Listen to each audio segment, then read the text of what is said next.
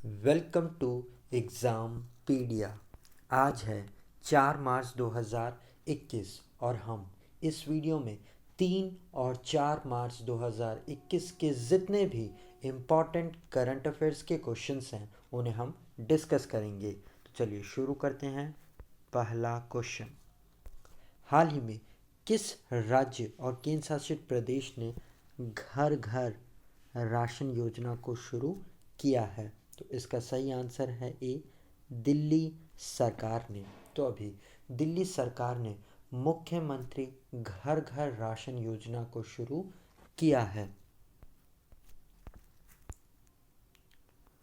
तो इस योजना को शुरू करने का उद्देश्य है ज़रूरतमंद लोगों को राशन उनके घर के दरवाजे पर पहुंचाया जाएगा।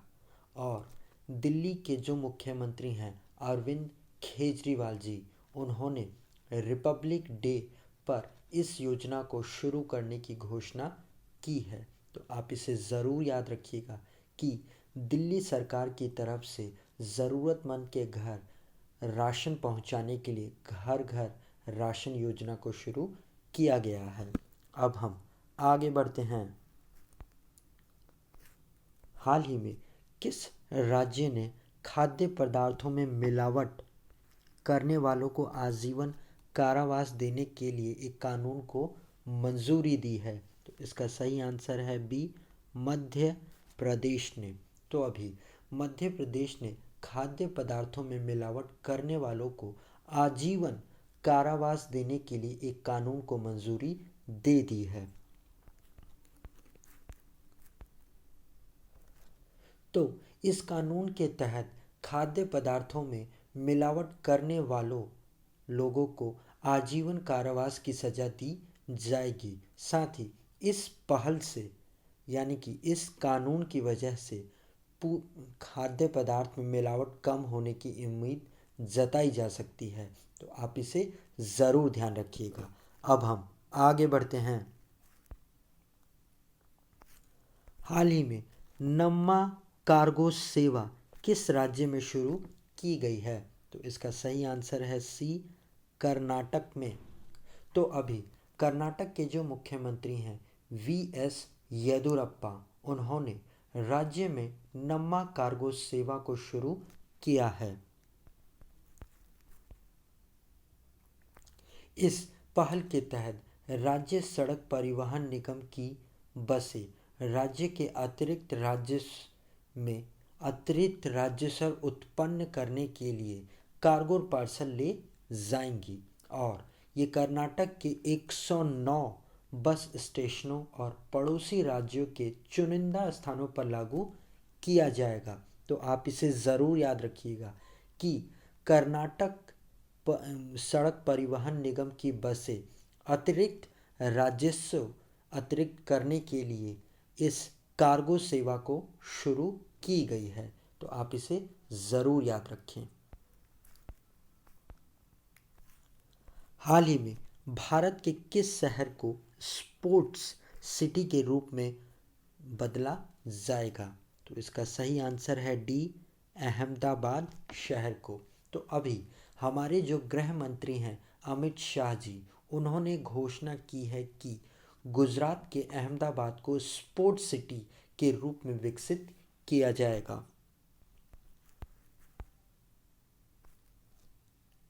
यहाँ पर कॉमनवेल्थ और ओलंपिक्स खेलों को आयोजित करने के लिए के उद्देश्य से ऐसा किया जा रहा है। और अभी राष्ट्रपति रामनाथ कोविंद जी ने 236 एकड़ में बनने वाले सरदार पटेल स्पोर्ट्स कॉम्प्लेक्स की नींव रखी है, जिसमें 20 अलग अलग तरह के स्टेडियम होंगे, जिनमें से एक स्टेडियम मेजर ध्यानचंद जी के नाम पर हॉकी स्टेडियम बनाया जा रहा है। तो आप इसे भी ज़रूर याद रखिएगा। अब हम आगे बढ़ते हैं।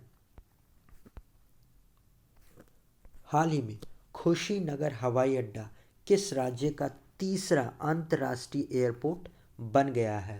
तो इसका सही आंसर है ए, उत्तर प्रदेश का। तो अभी उत्तर प्रदेश के कुशीनगर हवाई अड्डे को अंतर्राष्ट्रीय हवाई अड्डे का दर्जा मिल गया है। और इस तरह से उत्तर प्रदेश का ये तीसरा इंटरनेशनल एयरपोर्ट बन गया है। इससे पहले के दो अंतर्राष्ट्रीय हवाई अड्डे हैं, लखनऊ का चौधरी चरण सिंह इंटरनेशनल एयरपोर्ट और वाराणसी का लाल बहादुर शास्त्री इंटरनेशनल एयरपोर्ट। तो आप इन दोनों इंटरनेशनल एयरपोर्ट्स के नाम ज़रूर ध्यान रखिएगा। और गाइस, अगर ये वीडियो आपको अच्छा लग रहा है और आपके आने वाले एग्ज़ाम के लिए हेल्पफुल है तो इसे लाइक और अपने फ्रेंड्स के साथ शेयर ज़रूर करिएगा। और अगर आप में से कोई इन वीडियोस को पहली बार देख रहा है तो जाने से पहले इस चैनल को सब्सक्राइब और बेल आइकन को ज़रूर प्रेस कर दीजिएगा, जिससे कि आपको आने वाले वीडियोस के नोटिफिकेशंस मिल सके। अब हम आगे बढ़ते हैं। हाल ही में माउंट किलिमांजरो पर विजय प्राप्त करने वाली एशिया की सबसे कम उम्र की लड़की कौन बन गई हैं? तो इनका नाम है बी ऋत्विका श्री। तो अभी आंध्र प्रदेश के अनंतपुरम की हैं ये ऋत्विका श्री। ये 9 साल की हैं और ये 9 साल की उम्र में अफ्रीका के सबसे ऊंचे चोटी माउंट किलिमांजरो पर फतह करने वाली एशिया की सबसे युवा लड़की बन गई हैं। माउंट किलिमांजरो ये अफ्रीका की सबसे ऊंची चोटी है, जो कि समुद्र से 5,681 मीटर की ऊंचाई पर है, जिस पर आंध्र प्रदेश की ऋत्विका श्री ने फतह पा ली है। तो आप इनका नाम ज़रूर ध्यान रखिएगा। अब हम आगे बढ़ते हैं। हाल ही में किस भारतीय महिला पहलवान ने 14वें उत्कृष्ट यूक्रेन पहलवानों और यूक्रेन में कोच मेमोरियल में स्वर्ण पदक जीता है? तो इनका नाम है बी विनेश फोगाट ने। तो अभी भारतीय पहलवान है ये विनेश फोगाट, और इन्होंने यूक्रेन के क्यूब में आयोजित 24th outstanding Ukrainian wrestlers and coach memorial में महिलाओं के 53 किलोग्राम कैटेगरी में गोल्ड मेडल जीता है।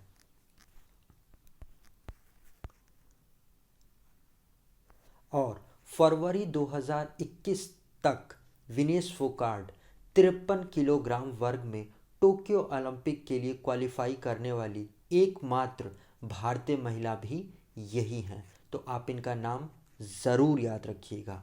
अब हम आगे बढ़ते हैं। हाल ही में कौन सा राज्य हीरो इंडियन वुमेन्स लीग 2020-21 की मेज़बानी करेगा? तो इसका सही आंसर है डी उड़ीसा। तो अभी ऑल इंडिया फुटबॉल फेडरेशन ने हीरो इंडियन वुमेन लीग 2020-21 के संस्करण के लिए उड़ीसा को चुना है। ये इस लीग का 5वां संस्करण होगा और ये भारत में शीर्ष श्रेणी की वुमेन लीग है, जो कि इस साल उड़ीसा में आयोजित की जाएगी। तो आप इसे ज़रूर ध्यान रखिएगा। अब हम आगे बढ़ते हैं। हाल ही में कोवैक्स योजना के माध्यम से मुफ्त कोविड टीकों का एक बैच प्राप्त करने वाला दूसरा देश कौन सा बन गया है? तो इसका सही आंसर है ए आइवरी कोस्ट। तो अभी वर्ल्ड हेल्थ ऑर्गेनाइजेशन के नेतृत्व वाली कोवैक्स योजना का उद्देश्य है गरीब देशों को मुफ्त कोविड टीके प्रदान करना, और इसी के तहत आइवरी कोस्ट मुफ्त टीके प्रदान पाने वाला दूसरा देश बन गया है। इससे पहले घाना को टीके मिल चुके हैं। तो अब घाना और आइवरी कोस्ट इस पहल के माध्यम से मुफ्त टीके प्रदान किए जाने वाले दो देश बन गए हैं। तो आप इनके नाम ज़रूर याद रखिए, घाना और आइवरी कोस्ट। हाल ही में इसरो ने किस देश का अमेजोनिया वन उपग्रह लॉन्च किया है? तो इसका सही आंसर है बी, ब्राज़ील का। तो अभी 28 फरवरी को इसरो ने PSLV CS1 रॉकेट के इस्तेमाल से ब्राज़ील के अमेजोनिया वन सैटेलाइट और 18 दूसरे सैटेलाइट को श्रीहरिकोटा, आंध्र प्रदेश के सतीश धवन स्पेस सेंटर से लॉन्च किया है। अमेजोनिया वन पहला पृथ्वी अवलोकन उपग्रह है जिसे पूरी तरह से डिज़ाइन, एकत्रित, परीक्षण और संचालन ब्राज़ील के द्वारा किया गया है। तो आप इसका नाम ज़रूर ध्यान रखिएगा। अब हम आगे बढ़ते हैं। तो गाइज़, ये वीडियो आपको कैसा लगा आप कमेंट सेक्शन में लिखकर ज़रूर बताइएगा। और अगर अभी तक आपने इस वीडियो को लाइक और शेयर नहीं किया है तो जाने से पहले इसे लाइक और शेयर ज़रूर करते हुए जाइएगा। आज के लिए इतना ही। Thanks for listening.